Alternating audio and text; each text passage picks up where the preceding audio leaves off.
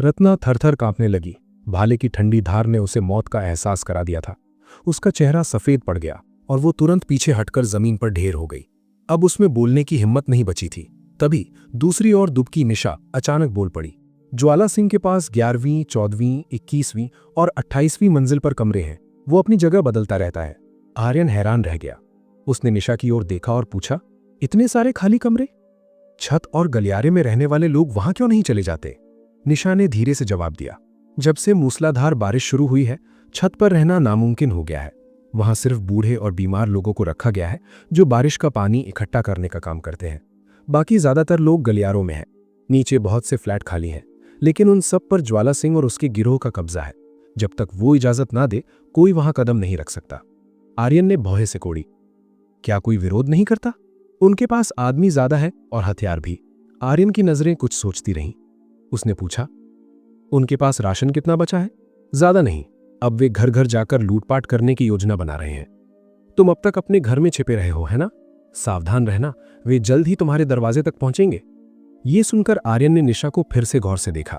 वो कुपोषित लग रही थी, चेहरा पीला और होठ फटे हुए, लेकिन उसकी आंखों में रत्ना जैसी चालाकी नहीं, बल्कि एक गहरी चेतावनी थी।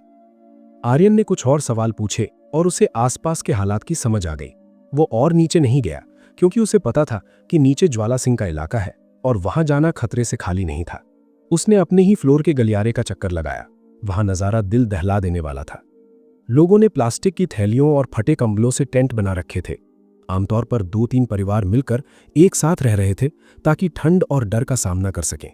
जैसे ही आर्यन वहां पहुंचा, एक आदमी सतर्क होकर खड़ा हो गया और पास पड़ा रसोई का चाकू उठा लिया। ओए काका, उसने धीमी आवाज में आवाज दी। पास के एक टेंट से एक 50-55 साल का गंजा आदमी बाहर निकला, जिसके हाथ में छोटा चाकू था। दोनों आर्यन को शक की निगाह से देख रहे थे। कौन हो तुम? चाकू वाले आदमी ने ठंडी आवाज में पूछा। आर्यन ने उन दोनों को देखा। वो चाकू वाला आदमी करीब 45 साल का था, शरीर से मजबूत, लेकिन भूख के कारण थोड़ा कमजोर। दूसरे गंजे व्यक्ति को आर्यन ने पहले लिफ्ट में देखा था। आर्यन ने शांत रहकर जवाब दिया, मैं 3201 नंबर फ्लैट से हूं। दोनों चौंक गए। गंजे व्यक्ति, जिसे सब काका कह रहे थे, ने हैरानी से पूछा, तो तुम ही हो 3201 वाले जांबाज लड़के? आर्यन उलझन में था। क्या मतलब? चाकू वाले आदमी ने कहा, आज सुबह ज्वाला सिंह के आदमी तुम्हारे पास गए थे, है ना? हमने शोर सुना था। तुमने राकेश और उसके साथियों को घायल कर दिया। ज्वाला अब तुम्हें नहीं छोड़ेगा। आर्यन ने माथे पर बल दिए। वे पहले भी आए थे, हमारी पुरानी दुश्मनी है। उस आदमी ने सिर हिलाया। इस बार बात अलग है। ज्वाला सिंह ने पूरी बिल्डिंग की तलाशी शुरू कर दी है। कल उन्होंने 27वीं मंजिल तक सब साफ कर दिया। आज वे 32वीं मंजिल तक पहुंचेंगे। घर में छिपने से काम नहीं चलेगा। अगर मैं तुम्हारी जगह होता तो अपना राशन कहीं छिपा देता। आर्यन का दिल बैठ गया। ज्वाला के पास कितने लोग हैं? काका ने बताया, 20 से ज्यादा। सब इसी बिल्डिंग के जवान और हट्टे कट्टे लड़के हैं। आप उनके साथ क्यों नहीं जुड़े? आर्यन ने पूछा। काका खामोश रहे, बस अपने टेंट की ओर देखा। चाकू वाले आदमी ने कहा, ज्वाला सिंह सिर्फ जवानों को रखता है। वो बूढ़ों, औरतों और बच्चों का बोझ नहीं उठाना चाहता। मेरा नाम कैलाश है, उस आदमी ने हाथ बढ़ाते हुए कहा। इस दौर में अकेले रहना मुश्किल है। काका ने सिर हिलाया। मेरा नाम महेंद्र है बेटा, कैलाश सही कह रहा है। अगर हम साथ नहीं हुए तो ज्वाला का गिरोह हमें कच्चा चबा जाएगा। आर्यन ने उनसे हाथ नहीं मिलाया और धीरे धीरे पीछे हटने लगा। मैं ज्वाला का इंतजार करूंगा। वो मुड़कर ऊपर की ओर जाने लगा। वो शांत था, लेकिन उसका दिमाग बिजली की तरह दौड़ रहा था। वो इन लोगों पर आंख बंद करके भरोसा नहीं कर सकता था। जैसे ही वो अपने फ्लोर पर पहुंचा, उसने देखा कि एक दुबला पतला सा साया उसके दरवाजे के छेद में झांक रहा है। राकेश! दरवाजे पर खड़ा वो शख्स बुरी तरह कांप उठा। उसने पलटकर देखा कि आर्यन पूरी तरह हथियारों से लैस खड़ा है। राकेश के पसीने छूट गए। उसने एक शब्द भी नहीं कहा और भागकर अपने फ्लैट में घुस गया। इससे पहले कि आर्यन कुछ कह पाता, राकेश ने अंदर से ताला जड़ दिया। आर्यन का चेहरा गुस्से से तमतमा उठा। उसने अपने दरवाजे के पास जाकर देखा कि छेद में लोहे का एक पतला तार फंसा हुआ था। यह कुंडी खोलने और ताला चटकाने की कोशिश थी। धम!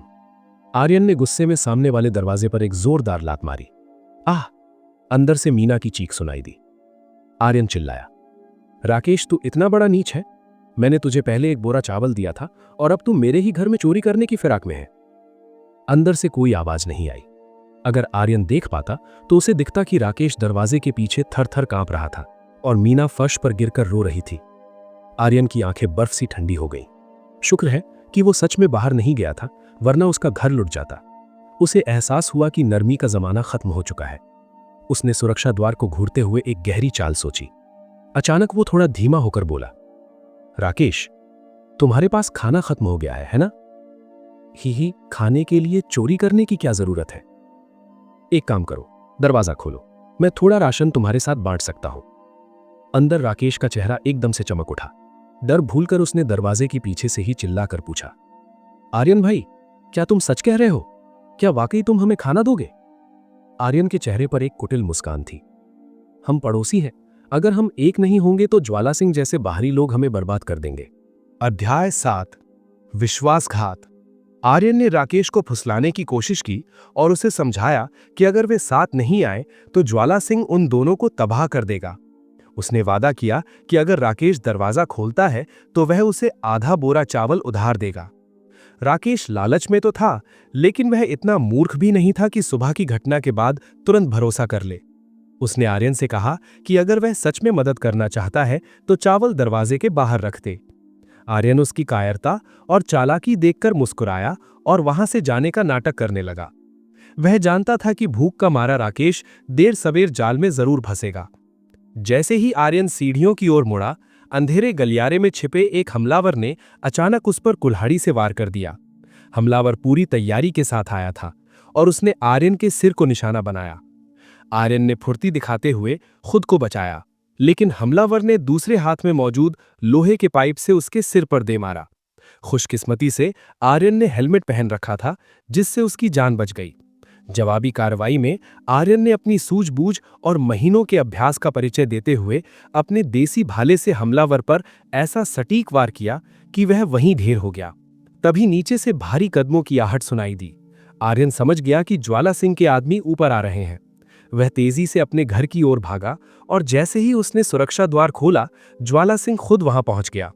ज्वाला सिंह ने आर्यन को पकड़ने की कोशिश की, लेकिन आर्यन समय रहते अंदर घुसने और दरवाजा बंद करने में सफल रहा। बाहर खड़ा ज्वाला सिंह गुस्से में पागल हो रहा था और दरवाजे को पीटने लगा। उसने आर्यन को जान से मारने की धमकी दी, क्योंकि आर्यन ने उसके एक आदमी को मार गिराया था। जल्द ही ज्वाला सिंह के बाकी साथी भी वहां पहुंच गए। अपने साथी की मौत देखकर वे सब गुस्से से भर गए। उनमें से एक युवक आपा खोकर आर्यन के दरवाजे की ओर झपटा। ज्वाला सिंह ने उसे रोकने की कोशिश की, लेकिन तब तक बहुत देर हो चुकी थी। आर्यन ने दरवाजे के छेद का इस्तेमाल करते हुए अपनी नेल गन से सटीक निशाना साधा। एक जोरदार आवाज के साथ कील सीधे उस युवक के चेहरे पर जा लगी, जिससे वह वहीं गिर पड़ा। गलियारे में चीख गूंज उठी। नेलगन की शक्ति इतनी नहीं थी कि वह उस युवक को जान से मार सके, लेकिन कील उसके माथे की हड्डी में गहराई तक धंस गई थी। युवक अपना सिर पकड़कर फर्श पर लौटने लगा और दर्द से बिलबिला उठा। आर्यन के दिल में दया का कोई स्थान नहीं था। उसने सुरक्षा दरवाजे के पीछे से ही 2 और शॉट दागे। ठां ठां 2 और कीलें उस युवक के शरीर में जा धसीं। उसके जो साथी उसे बचाने के लिए आगे बढ़ रहे थे, वे खौफ के मारे तुरंत पीछे हट गए और नीचे की मंजिल की ओर भाग निकले। आर्यन ने दरवाजे के पीछे से गरजते हुए कहा, इन कीलों को मैंने गंदे नाले के पानी में भिगो कर रखा था। इनमें जंग लगा है। अब टिटनेस से तड़प तड़प कर मरने के लिए तैयार हो जाओ। बाहर खड़े लोगों के शरीर में सिहरन दौड़ गई।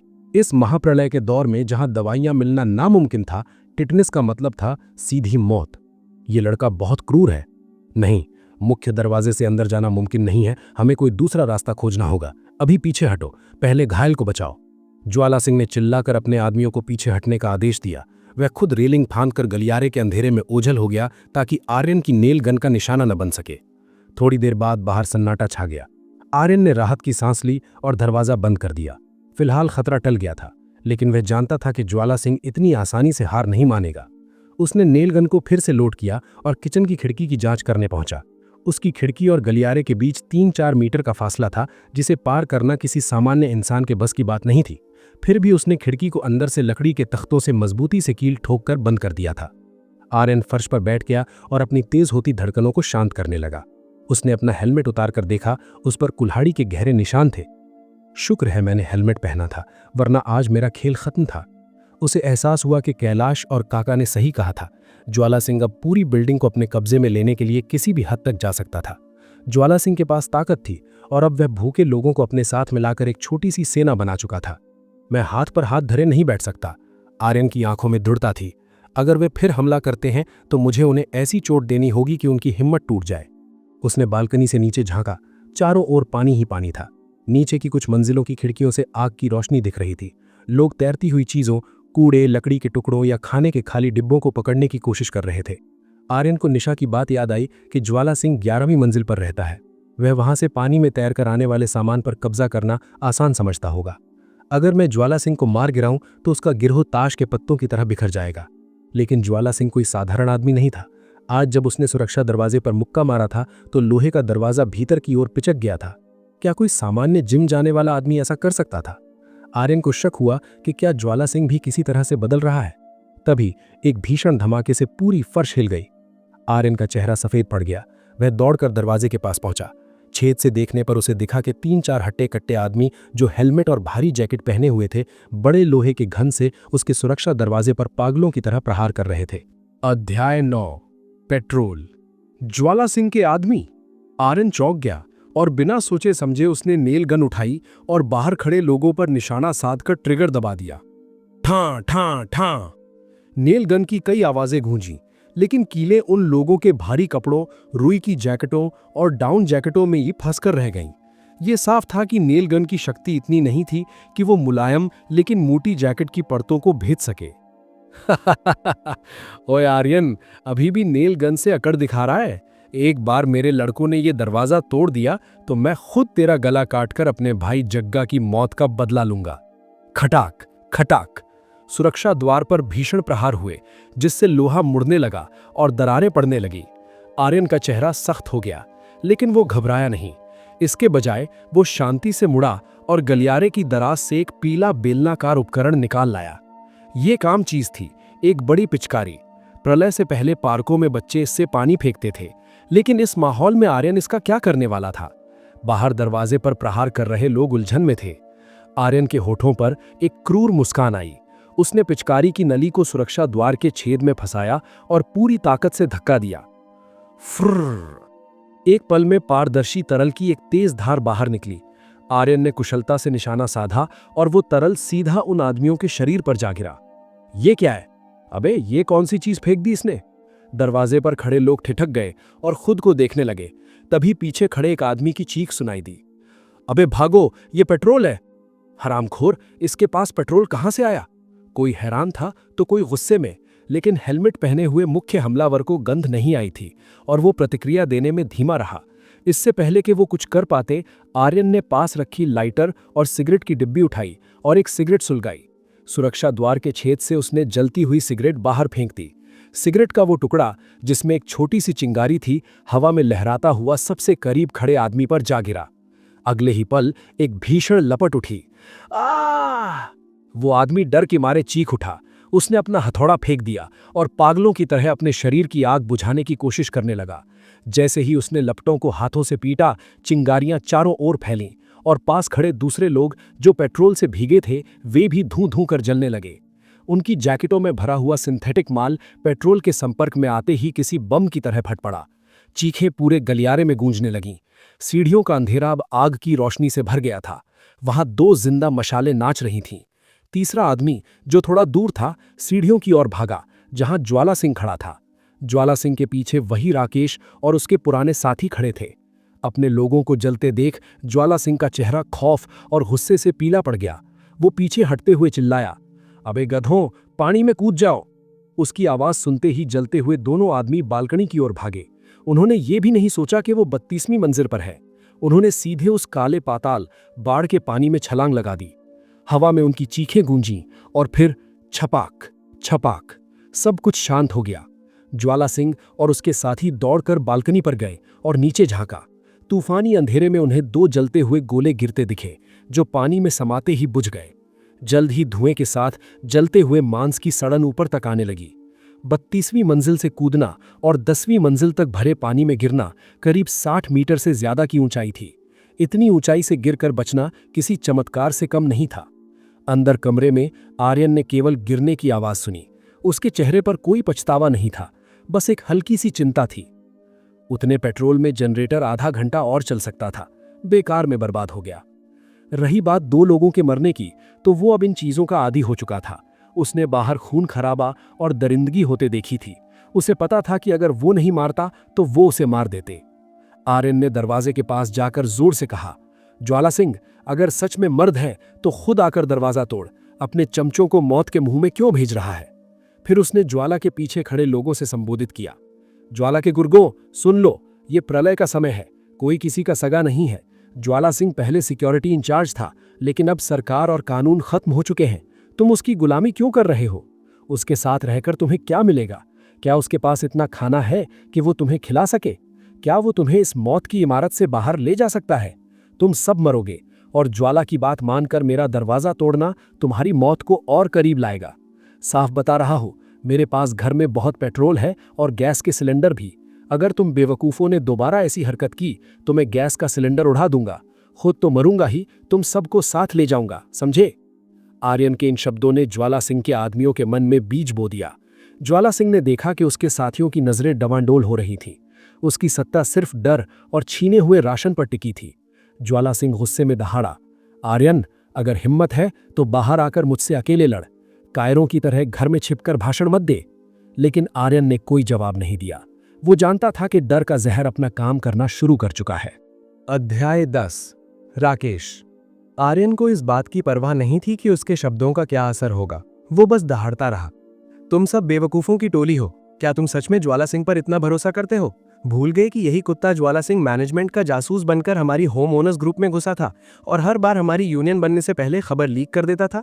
नीलगिरी सोसाइटी को बने 2 साल से ज्यादा हो गए हैं। हर बार जब हम अपनी कमेटी बनाने की कोशिश करते तो बात बिगड़ जाती। तुम्हें क्या लगता है हमारे ग्रुप में गद्दार कौन था? तब मैनेजमेंट हम पर इसलिए भारी पड़ता था क्योंकि वो एकजुट थे और हम बिखरे हुए, इसलिए वो हमें दबाते रहे। लेकिन अब मैनेजमेंट कंपनी भाग चुकी है, महाप्रलय आ चुका है, किसकी जान प्यारी नहीं है, कौन नीच पैदा हुआ है, कौन गुलामी के लिए पैदा हुआ है। तुम लोग इतने गिरे हुए क्यों हो? 2 साल तक तुमने मैनेजमेंट फीस क्या इसलिए भरी थी कि आज उनके पालतू कुत्ते बन सको? आज ज्वाला सिंह ने अपने 2 आदमियों को मेरे दरवाजे पर मरने के लिए भेज दिया, कल वो तुम्हें मरने के लिए भेजेगा। आर्यन की एक एक बात नीचे खड़े लोगों के कलेजे में तीर की तरह चुभ रही थी। ज्वाला सिंह का चेहरा बेहद डरावना हो गया था। उसने तुरंत चिल्लाकर कहा, चलो सब नीचे चलो, इस लड़के के पास पेट्रोल और गैस सिलेंडर है, अभी हम इसका कुछ नहीं बिगाड़ सकते, पहले दूसरी मंजिलों पर कब्जा जमाते हैं। बोलते हुए उसने भीड़ को तुरंत वहां से हटने के लिए उकसाया। उसे डर था कि कहीं आर्यन की बातें उसके साथियों का मन पूरी तरह ना बदल दें। बाकी लोग चुपचाप सिर झुकाए ज्वाला सिंह के पीछे नीचे की ओर चल दिए। विशाल और संदीप भीड़ के बीच में थे। उनकी आंखों में एक अजीब सी हलचल थी। उन्होंने एक दूसरे की ओर देखा, फिर बिना कुछ बोले भीड़ के साथ चले गए। आर्यन ने दरवाजे के पास से कुछ और खरी खोटी सुनाई और जब नीचे कदमों की आवाज पूरी तरह थम गई तो उसने एक ठंडी हंसी हंसी। जुबान की लड़ाई में आज तक कोई मुझसे नहीं जीता। ये कहकर वो दरवाजा बंद करने ही वाला था कि तभी सामने वाले घर के दरवाजे में एक दरार दिखी। छोटे भाई रुको, 1 मिनट रुको। आर्यन ठिठका और सामने देखा। मीना ने अपना आधा सिर बाहर निकाला हुआ था और वो बड़ी सावधानी से गलियारे की ओर देखते हुए आर्यन को बुला रही थी। उसने वही पीले रंग की ड्रेस पहनी हुई थी। दरवाजे की झिरी से आर्यन को उसकी घबराहट साफ दिख रही थी। आर्यन ने भारी आवाज में पूछा, मीना दीदी, आप बाहर आने की हिम्मत कैसे कर रही हैं? क्या ज्वाला सिंह के लोगों का डर नहीं है? मीना ने जबरदस्ती मुस्कुराने की कोशिश की। डर तो उसे था ही। महाप्रलय की शुरुआत में ज्वाला सिंह जिस नजर से उसे देखता था वो उसे कभी नहीं भूली थी। पिछले 6 महीनों से वो घर में कैद थी तो सिर्फ ज्वाला के डर से। लेकिन जल्दी कर, वो दरवाजा बंद कर रहा है। पीछे से उसके पति ने उतावलेपन में उसे धक्का दिया। मीना लगभग लड़खड़ाकर बाहर आ गई। उसे बहुत बुरा लगा, लेकिन वो आर्यन की ओर देखकर गिड़गिड़ाने लगी। छोटे भाई, ज्वाला सिंह और उसके आदमी इतनी आसानी से हार नहीं मानेंगे। वे तुम्हें नुकसान पहुंचाने का कोई ना कोई रास्ता जरूर निकालेंगे। तुम्हारे राकेश भाई के पास एक आइडिया है, वे तुमसे बात करना चाहते हैं। आर्यन हैरान था। राकेश में इतनी हिम्मत, वो ज्वाला सिंह से टक्कर लेने की बात कर रहा है। उसकी उत्सुकता बढ़ी। क्या बात है? मीना ने जल्दी जल्दी कहा, तुम्हारे राकेश भाई का कहना है कि वे दरवाजे पर रहकर ज्वाला के लोगों पर नजर रखेंगे। जैसे ही वे ऊपर आएंगे वो शोर मचाकर तुम्हें आगाह कर देंगे। हमें बदले में और कुछ नहीं चाहिए, बस हम दोनों के लिए थोड़ा सा खाना दे देना। आर्यन के चेहरे पर हिकारत के भाव आ गए। मीना दीदी, क्या आप मजाक कर रही हैं? मेरे पास ये मजबूत सुरक्षा द्वार है। क्या ज्वाला के आदमी बिना शोर के अंदर घुस पाएंगे? क्या मुझे दरवाजा पहराने के लिए किसी की जरूरत है और उसके बदले में तुम्हें अपना कीमती खाना दूं? आप क्या सोच रही हैं? ये कहकर उसने दरवाजा बंद करने की कोशिश की। दूसरी ओर राकेश घबरा गया। उसने मीना को एक तरफ धकेला और अपना आधा शरीर बाहर निकाल लिया। आर्यन भाई, हम ज्यादा नहीं खाते, अगर दोनों का मुश्किल है तो कम से कम सिर्फ मेरे हिस्से का खाना दे दो। धक्का लगने से मीना जूते की अलमारी से जा टकराई, जिससे उसका माथा सूज गया और लाल हो गया। राकेश की बात सुनकर उसके पैरों तले जमीन खिसक गई। उसकी आंखों में आंसू भर आए और उसने राकेश को गुस्से से देखा, लेकिन एक भारतीय परंपरा की संस्कारी महिला होने के नाते वो पलटकर कुछ नहीं बोल पाई। बस मन ही मन प्रार्थना करने लगी कि आर्यन इस नीच प्रस्ताव को ना माने। आर्यन भला क्यों मानता? राशन सोने से भी कीमती था और ये आदमी सिर्फ जासूसी के नाम पर मुफ्त का खाना चाहता था। धम! आर्यन ने राकेश की बातों को अनसुना कर दरवाजा जोर से बंद कर लिया। ये देखकर राकेश की आंखों में नफरत भर गई। हरामखोर आर्यन, तू देखना, ज्वाला सिंह के हाथों कुत्ते की मौत मरेगा, उसने दबी आवाज में गाली दी। अचानक नीचे कुछ शोर हुआ, जिससे राकेश घबरा गया और झटपट अंदर घुसकर दरवाजा बंद कर लिया। उसने छेद से देखा कि कोई ऊपर तो नहीं आ रहा। सुकून की सांस लेकर जब वो मुड़ा तो उसने मीना को जमीन पर बैठे अपना माथा सहलाते देखा। उसका गुस्सा फिर से फूट पड़ा। मर गई क्या? वहां क्यों बैठी है? धिक्कार है तुझ पर, तुझसे शादी करना ही बेकार था। क्या तुझे नहीं पता था कि हमें ज्यादा राशन जमा करना चाहिए था? तूने कुछ नहीं किया, आज तेरी वजह से मुझे भूखा रहना पड़ रहा है। राकेश अपनी पूरी भड़ास मीना पर निकालने लगा। मीना की बर्दाश्त की हद खत्म हो चुकी थी। उसने रोते हुए कहा, राकेश, पिछले 6 महीनों से जो खाना तू खा रहा है वो सब मैंने ही शुरू में खरीदा था। जब बाढ़ आई और सब लूटपाट कर रहे थे तब तू घर में दुबका था।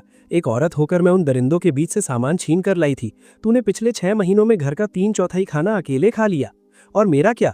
मैं दिन में सिर्फ एक बार खाती हूँ, तेरा पानी और खाना संभालती हूँ। क्या तुझे अब भी मुझे डांटने में शर्म नहीं आती? वो फपक फपक कर रो पड़ी। लेकिन राकेश के मन में रत्ती भर भी दया नहीं जागी। उसने और भी कड़वा होकर कहा, सुन मीना, ज्यादा जुबान मत लड़ा। अगर मैं नहीं होता तो ज्वाला सिंह अब तक तेरा बलात्कार कर चुका होता। तू मुझ पर चिल्ला रही है? मानती है या नहीं? वरना अभी तुझे ज्वाला सिंह के पास छोड़ाऊंगा, वो कम से कम मुझे खाना तो दे देगा। मीना खौफ से सफेद पड़ गई। उसने दूसरी औरतों के साथ हुए जुल्म देखे थे। वो कांपते हुए घुटनों के बल पीछे हटने लगी। नहीं, मैं नहीं जाऊंगी। राकेश, अपनी पत्नी को किसी और को सौंपना जानवरों से भी बदतर काम है। राकेश ने क्रूरता से हंसते हुए कहा, जानवर? मीना, बाहर अब कोई इंसान नहीं बचा, सब जानवर बन चुके हैं। मैं तुझे 1 दिन का समय देता हूं। अगर कल तक तूने उस आर्यन से खाना मांगने का कोई रास्ता नहीं निकाला तो फिर हमारी शादी और वादों को भूल जाना। वो मुड़ा और अपने कमरे में चला गया। लिविंग रूम में अकेली मीना बैठी रही, जो डर और भूख से बुरी तरह कांप रही थी। क्या आप चाहते हैं कि मैं अगले अध्याय के साथ कहानी को आगे बढ़ाऊं? अध्याय 11, मेरे लिए थोड़ा अनाज उधार लाओ। मीना ने बंद बेडरूम के दरवाजे की ओर देखा और उसका मन राकेश के उन तमाम अत्याचारों की यादों से भर गया जो उसने पिछले कुछ समय में उस पर किए थे। उसे खुद पर तरस भी आ रहा था और राकेश पर गुस्सा भी। वो एक संस्कारी और पारंपरिक महिला थी। जब उसने राकेश से शादी की थी तो उसने उसकी सरकारी नौकरी और शहर का रसूख देखा था। राकेश के माता पिता रिटायर हो चुके थे, उनके पास पेंशन थी और शहर में कई फ्लैट थे। मीना के माता पिता इस रिश्ते से बहुत खुश थे, लेकिन शादी के बाद उसे पता चला कि राकेश सिर्फ नाम का मर्द है। वो एक मम्माज बॉय था जो हर बात के लिए अपने माता पिता पर निर्भर था और खाली समय में सिर्फ आवारागर्दी और मछली पकड़ने का शौकीन था। शादी के कई साल बीत जाने के बाद भी मीना की गोद सूनी थी। जैसे जैसे समय बीता, मीना को एहसास हुआ कि राकेश घर का शेर और बाहर का चूहा है।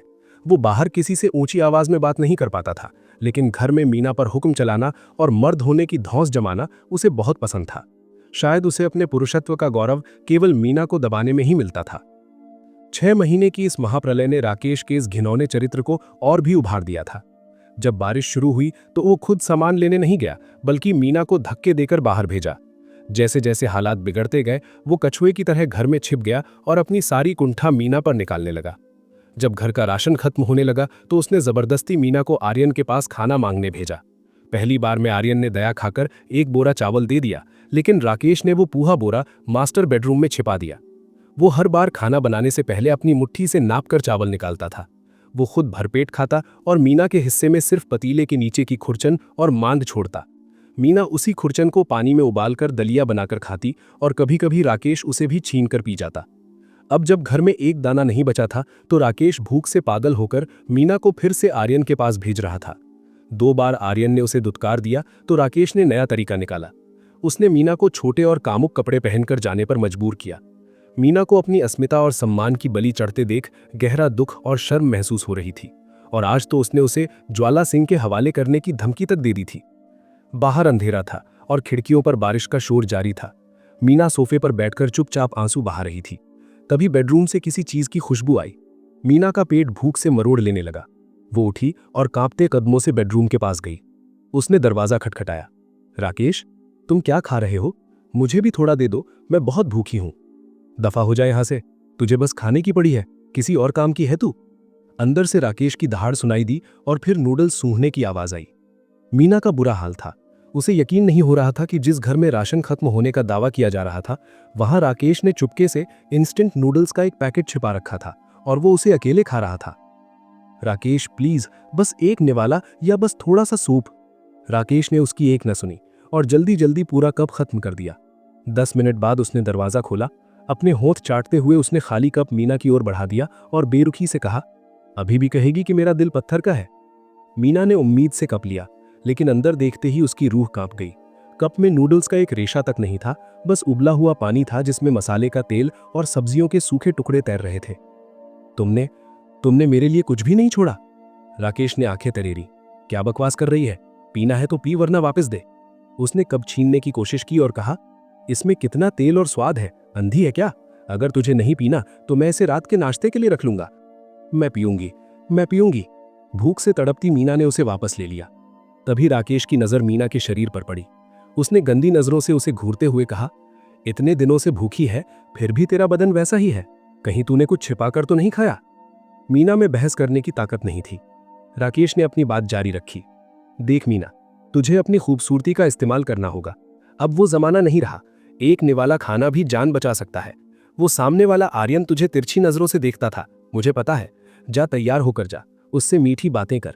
उसने पहले भी राशन दिया था, इस बार भी देगा। वो काले रेशमी मोजे और वो छोटी ड्रेस निकाल, आज फिर कोशिश कर। मीना को लगा जैसे किसी ने उसके मुंह पर तमाचा मार दिया हो। उसका अपना पति उसे जिस्म का सौदा करने के लिए उकसा रहा था। वो रोने लगी, लेकिन राकेश ने साफ कह दिया कि अगर कल खाना नहीं आया तो उसे घर में सूप तक नहीं मिलेगा। रोते रोते मीना की आवाज बैठ गई। उसने वो मसाले वाला पानी पीकर अपने पेट की आग को थोड़ा शांत किया। उसने बेडरूम का दरवाजा खटखटाया और भारी मन से कहा, मुझे वो मोजे दे दो।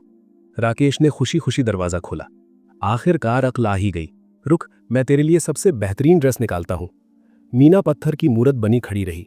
उसकी आंखों की चमक बुझ गई थी। उसे एहसास हो गया था कि जिस मर्द के लिए वो मर रही थी, वो उसे सिर्फ एक वस्तु समझता था। अध्याय 11, मेरे लिए थोड़ा अनाज उधार लाओ। मीना ने बंद बेडरूम के दरवाजे की ओर देखा और उसका मन राकेश के उन तमाम अत्याचारों की यादों से भर गया जो उसने पिछले कुछ समय में उस पर किए थे। उसे खुद पर तरस भी आ रहा था और राकेश पर गुस्सा भी। वो एक संस्कारी और पारंपरिक महिला थी। जब उसने राकेश से शादी की थी तो उसने उसकी सरकारी नौकरी और शहर का रसूख देखा था। राकेश के माता पिता रिटायर हो चुके थे, उनके पास पेंशन थी और शहर में कई फ्लैट थे। मीना के माता पिता इस रिश्ते से बहुत खुश थे, लेकिन शादी के बाद उसे पता चला कि राकेश सिर्फ नाम का मर्द है। वो एक मम्माज बॉय था जो हर बात के लिए अपने माता पिता पर निर्भर था और खाली समय में सिर्फ आवारागर्दी और मछली पकड़ने का शौकीन था। शादी के कई साल बीत जाने के बाद भी मीना की गोद सूनी थी। जैसे जैसे समय बीता, मीना को एहसास हुआ कि राकेश घर का शेर और बाहर का चूहा है। वो बाहर किसी से ऊंची आवाज में बात नहीं कर पाता था, लेकिन घर में मीना पर हुक्म चलाना और मर्द होने की धौंस जमाना उसे बहुत पसंद था। शायद उसे अपने पुरुषत्व का गौरव केवल मीना को दबाने में ही मिलता था। 6 महीने की इस महाप्रलय ने राकेश के इस घिनौने चरित्र को और भी उभार दिया था। जब बारिश शुरू हुई तो वो खुद सामान लेने नहीं गया, बल्कि मीना को धक्के देकर बाहर भेजा। जैसे जैसे हालात बिगड़ते गए, वो कछुए की तरह घर में छिप गया और अपनी सारी कुंठा मीना पर निकालने लगा।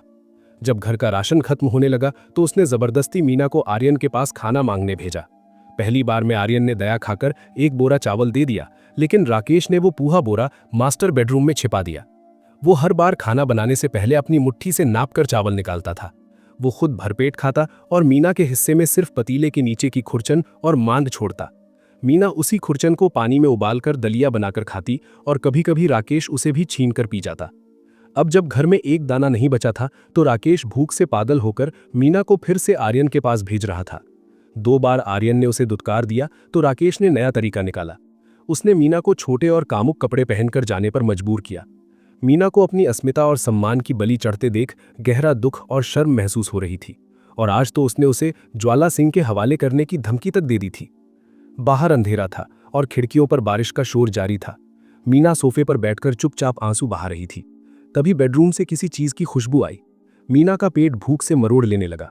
वो उठी और कांपते कदमों से बेडरूम के पास गई। उसने दरवाजा खटखटाया। राकेश, तुम क्या खा रहे हो? मुझे भी थोड़ा दे दो, मैं बहुत भूखी हूं। दफा हो जाए यहां से, तुझे बस खाने की पड़ी है, किसी और काम की है तू? अंदर से राकेश की दहाड़ सुनाई दी और फिर नूडल्स सूंघने की आवाज आई। मीना का बुरा हाल था। उसे यकीन नहीं हो रहा था कि जिस घर में राशन खत्म होने का दावा किया जा रहा था, वहां राकेश ने चुपके से इंस्टेंट नूडल्स का एक पैकेट छिपा रखा था और वो उसे अकेले खा रहा था।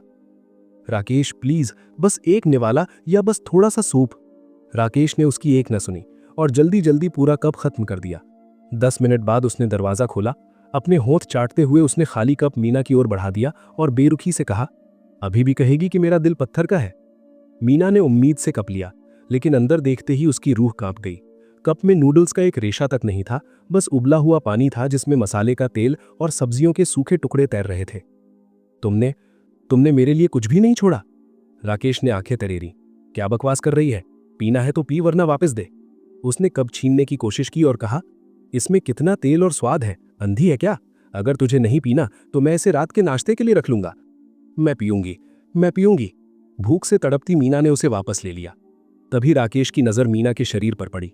उसने गंदी नजरों से उसे घूरते हुए कहा, इतने दिनों से भूखी है, फिर भी तेरा बदन वैसा ही है। कहीं तूने कुछ छिपाकर तो नहीं खाया? मीना में बहस करने की ताकत नहीं थी। राकेश ने अपनी बात जारी रखी, देख मीना, तुझे अपनी खूबसूरती का इस्तेमाल करना होगा। अब वो जमाना नहीं रहा। एक निवाला खाना भी जान बचा सकता है। वो सामने वाला आर्यन तुझे तिरछी नजरों से देखता था, मुझे पता है। जा, तैयार होकर जा, उससे मीठी बातें कर। उसने पहले भी राशन दिया था, इस बार भी देगा। वो काले रेशमी मोजे और वो छोटी ड्रेस निकाल, आज फिर कोशिश कर। मीना को लगा जैसे किसी ने उसके मुंह पर तमाचा मार दिया हो। उसका अपना पति उसे जिस्म का सौदा करने के लिए उकसा रहा था। वो रोने लगी, लेकिन राकेश ने साफ कह दिया कि अगर कल खाना नहीं आया तो उसे घर में सूप तक नहीं मिलेगा। रोते रोते मीना की आवाज बैठ गई। उसने वो मसाले वाला पानी पीकर अपने पेट की आग को थोड़ा शांत किया। उसने बेडरूम का दरवाजा खटखटाया और भारी मन से कहा, मुझे वो मोजे दे दो। राकेश ने खुशी खुशी दरवाजा खोला। आखिरकार अक्ल आ ही गई। रुक, मैं तेरे लिए सबसे बेहतरीन ड्रेस निकालता हूं। मीना पत्थर की मूरत बनी खड़ी रही। उसकी आंखों की चमक बुझ गई थी। उसे एहसास हो गया था कि जिस मर्द के लिए वो मर रही थी, वो उसे सिर्फ एक वस्तु समझता था।